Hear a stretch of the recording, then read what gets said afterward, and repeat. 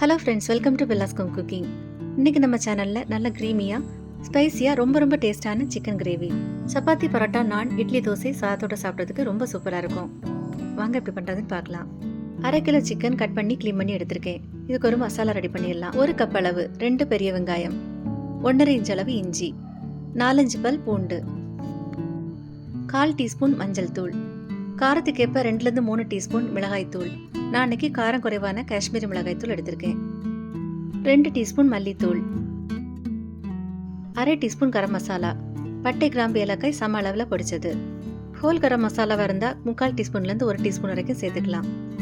1/4 teaspoon ஜீரகம், 1 teaspoon பெருஞ்சீரகம், 1/2 teaspoon நல்ல மிளகு, 1 பச்சை மிளகாய், கொஞ்சம் கருவேப்பிலை. வெங்காயத்தில் உள்ள தண்ணியே போதும். தண்ணி தேவைன்னா கொஞ்சமாக சேர்த்துக்கோங்க.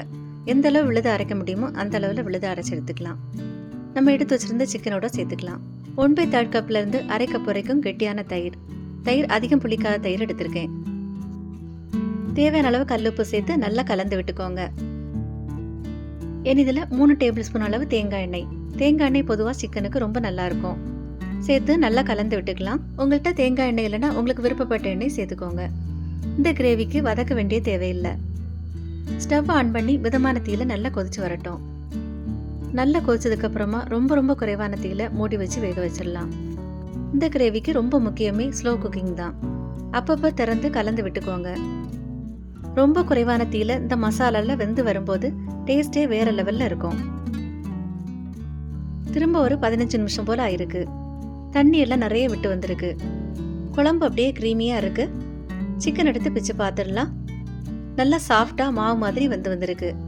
கடைசியா கொஞ்சமா கசூரி மேத்தி 1 டீஸ்பூன் அளவு கையில நல்லா நசுக்கி சேர்த்துக்கோங்க. பச்சை மிளகாயை நறுக்காம அப்படியே சேர்த்துருக்கேன். காரம் அதிகம் பிடிக்கும்னா லேசா நறுக்கி சேர்த்துக்கலாம்.